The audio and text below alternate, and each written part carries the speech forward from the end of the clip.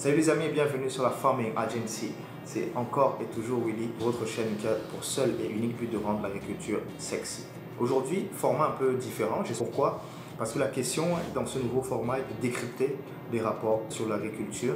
Il existe plusieurs organismes, la Banque africaine de développement, par exemple, Bill et Melinda Gates Foundation, toute une flopée d'organismes et d'institutions internationales qui produisent des rapports à fréquence régulière, une fois par mois, une fois par an, et qui fournissent énormément de pistes et énormément de compréhension de ce qui est l'agriculture à un niveau global. Moi, je vous propose donc de les décrypter parce que c'est quelque part une passion pour moi de prendre ces rapports, de les analyser et d'absorber vraiment l'essence et après établir des stratégies bien optimales. Donc moi je vous propose de les décrypter une fois par mois et de vous en donner l'essence même et surtout qu'est-ce qu'on peut en retenir et comment est-ce qu'on peut se positionner au niveau business une fois que l'on a compris de quoi parle un rapport, quels sont les enjeux derrière. Donc aujourd'hui pour cette première, moi je vais vous présenter celui-ci qu'on m'a apporté hier. Je suis vraiment très content de l'avoir entre les mains, surtout que j'ai participé à sa correction et surtout qu'il a été fait en partenariat avec l'Institut d'agronomie, donc là où j'ai fait mes études d'agronomie à Lisbonne, n'est-ce pas? Donc ici on est sur l'étude de la chaîne de valeur du cacao à Sao Tomé, endroit où je me trouve actuellement, endroit où j'ai travaillé sur les 2 dernières années dans le cacao justement et dans la production de chocolat. Donc c'est quelque chose qui me tient vraiment à cœur et que je suis très content de pouvoir partager avec vous. Donc rapport, je dirais dans la taille moyenne, on est sur 170 pages exactement. Donc il est produit par un organisme qui s'appelle VCA4D, donc Value Chain for Development. Il est en partenariat avec la Commission européenne qui en a financé une part et comme je vous le disais avec l'Institut supérieur d'agronomie de Lisbonne au Portugal. Donc il est plutôt récent, il date de janvier 2019 et qu'est-ce qu'on peut en tirer de ce rapport? Trois choses premièrement à retenir avant de rentrer dans les recommandations et de vous dire comment est-ce que vous pouvez l'adapter au niveau business. La première chose à retenir, c'est qu'on découvre que pour l'État de Sao Tomé, donc pour ceux qui ne le savent pas encore, Sao Tomé, n'est-ce pas, c'est une petite île au large des côtes du Gabon et du Cameroun. Donc ce n'est pas en Afrique de l'Ouest, mais en Afrique centrale, dans le golfe de Guinée. Population d'environ 200 000 habitants. Langue officielle le portugais, monnaie le dobras. Donc principal contributeur à la balance commerciale de Sao Tomé, c'est le cacao. Le cacao sec après fermentation et séchage. Donc ça c'est vraiment la première des choses. On se situe environ à 7 millions de dollars en 2018 en termes d'exportation de cacao. C'est le premier contributeur au PIB du pays. Donc il est extrêmement important d'avoir un rapport sur l'analyse de la chaîne de valeur du cacao. Comment est-ce que se positionne en tant qu'acteur dans le cacao et en tant qu'acteur à l'extérieur pour savoir quels sont les enjeux, quelles sont les opportunités d'affaires à l'intérieur. Donc ça, c'est la première chose que l'on apprend. La deuxième chose importante dans ce rapport, on découvre qu'il y a 3 types d'acteurs dans la filière cacao à Sao Tomé. Donc il y a les privés, comme l'entreprise Diogovage par exemple, et vous aurez une interview de son CEO William Martin, qui fait, donc eux ils détiennent à la fois les plantations où ils travaillent et produisent leur cacao depuis la graine, mais aussi la chocolaterie. Il y a d'autres entreprises privées comme Sotocao par exemple. Il y a les coopératives qui regroupent et qui, elles, participent à 70% environ de la production de cacao. Donc il y a 2 grandes coopératives et la plus grande a plus de 3000 membres. Donc 3000 membres avec chacun son lopin de terre, chacun ses exigences de gestion. Donc ça fait plutôt des grandes coopératives et elles participent, comme je vous le disais, entre 60 et 70% de la production du cacao du pays. Petit rappel, la production de cacao du pays est environ de 3000 tonnes à l'année. Ce qui n'est pas énorme quand on pense Côte d'Ivoire ou Ghana. Les troisième acteurs sont ce qu'on appelle les entreprises de moyenne taille. Donc ce sont des acteurs qui vont, eux, récupérer la matière première chez les agriculteurs, la sécher, la transformer et puis la revendre soit à des grands privés ou soit faire des conteneurs et l'exporter à des traders qui viennent sur place. Une chose importante à savoir, c'est que le cacao de Sao Tomé est très recherché et très demandé. Donc il n'y a pas vraiment de problème d'écoulement des stocks pour les quantités qui sont produites. Donc ça, c'était la deuxième chose importante à retenir sur ce rapport, les 3 différents types d'acteurs. Le rapport vraiment va dans les détails et signale aussi quelques problématiques en termes d'organisation de la filiale. Il n'y a pas de véritable j'ai envie de dire, organisme qui fédère tous les producteurs, ou du moins il n'y avait pas encore à l'écriture de ce rapport, et je vous dirai pourquoi dans quelques instants.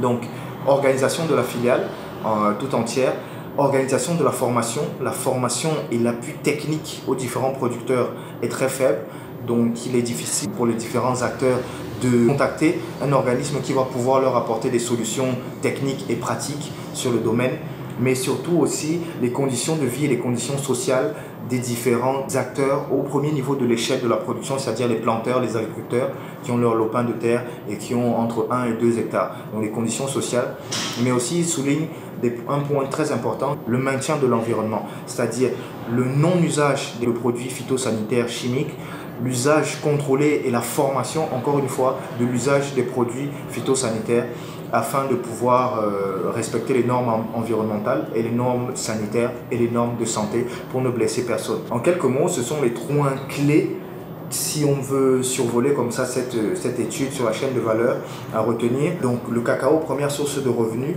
l'organisation de la filiale avec différents types d'acteurs et aussi les 3 points un peu critiques de la filiale, à savoir la formation du personnel, l'organisation de la filiale et le maintien de bonnes conditions socio-économiques pour les différents planteurs. Donc à partir de là, on peut rentrer dans les recommandations qui sont faites dans ce rapport. Il y a 8 recommandations. De vous en présenter 3 parce qu'elles sont, à mon sens, pour avoir travaillé dans le domaine, voire dirigé une plantation de cacao, elles sont les plus importantes, les plus impactantes et aussi source d'opportunités d'affaires pour tous ceux qui veulent se lancer dans le domaine de la chaîne de valeur du cacao à Sao Tomé ou ailleurs sur le continent africain. Donc les 3 recommandations que je vais citer ici sont premièrement le matériel de plantation et notamment en termes d'irrigation.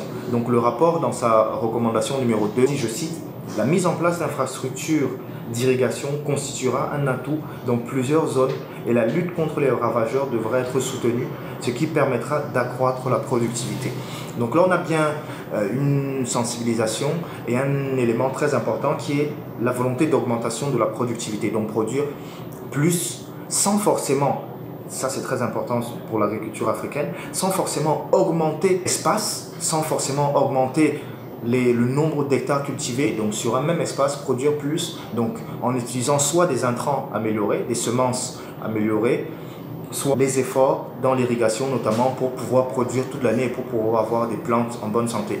Donc ça c'est vraiment une problématique forte, que ce soit à Sao Tomé ou sur le reste du continent. L'importance de l'irrigation. Si on a la possibilité d'irriguer, on a la possibilité de produire plus de fois dans l'année et non pas seulement attendre les différentes saisons de pluie. Donc ça c'est la première recommandation et la vertente business de cette recommandation est que on comprend donc qu'il y a des problématiques d'irrigation et qui dit irrigation dit tout ce qui va être fourniture de matériel, donc tuyaux, pompes, forage, études de terrain. La deuxième recommandation sur laquelle j'aimerais mettre l'accent de ce rapport est la recherche avancée dans le domaine. Pourquoi? Parce que sans recherche avancée, il est difficile de faire mieux que ce que l'on fait à présent. Sans recherche avancée, il est difficile de trouver des solutions pratiques et de dépasser certains freins. De manière très pratique, moi je vais vous citer l'exemple des cabosses de cacao. Parce qu'on va ouvrir, on va sortir les fruits, mais les fruits ne composent que 15% du poids du cacao. Et donc le reste de la cabosse va structurellement être détruite ou faire ce qu'on appelle du landfill, c'est-à-dire éparpillée dans la plantation pour être laissée à décomposition. Ça cause des soucis notamment parce que ça va attirer les rongeurs et les ravageurs, ça va faciliter la prolifération de maladies parce que si on a des cabosses qui sont infectées, en les laissant dans la nature, ça va juste faire une distribution plus grande des différentes maladies ou pathologies, attirer les infestants, les rats ou des insectes qui vont avoir envie de se nourrir de ce résidu. Aussi, ça va tout simplement nuire à votre productivité. Pourquoi? Parce que vous allez mettre en un seul endroit énormément de matière organique qui fera l'effet inverse de ce que vous voulez. Donc cette question-là, après les cabossages, qu'est-ce que l'on fait avec les cabosses au lieu de les remettre comme ça dans la nature de manière sauvage? Il n'y a que par la recherche avancée que l'on peut trouver des solutions. J'ai visité le Ghana où se tenait le forum sur la révolution verte africaine et j'ai eu l'occasion de rencontrer là-bas des responsables de l'organisation du cacao au Ghana qui ont développé des techniques pour transformer justement ces cabosses en engrais par un procédé plutôt simple. Donc pour avoir un engrais, parce que ces cabosses sont très riches en potassium, et le potassium est un des éléments clés dans la santé et dans la productivité des plantes.